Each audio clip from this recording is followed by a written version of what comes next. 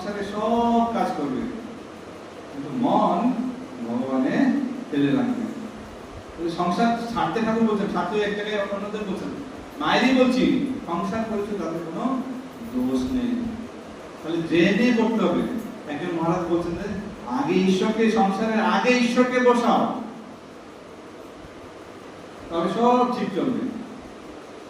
আর তার আগে যদি নিজেকে বসাও তাহলে সব গন্ডগোল হয়ে যাবে। আগে ঈশ্বর, তারপর তার সংসার। আমরা কি করি, আগে সব গুছিয়ে নিই। আমি অনেক বাড়িতে গেছি, ধনী বাড়িতে দেখেছি, নিজের ধনীদের বাড়িতে গেলে কি হয়, মানুষ ঐশ্বর্যকে ভালোবাসে, তো ঠাকুর বলছে দেখে নিয়ে দেখায়, আসুন মহারাজ আসুন, আমাদের বেডরুমটা দেখে যান, এটা আমাদের ডাইনিং হল, এটা আমাদের বেডরুম, এটা এই। আমি বলি আচ্ছা ঠাকুর ঘরটা একবার দেখান, দেখি বেডরুম ডাইনিং হল বড় বড় বিশাল বিশাল।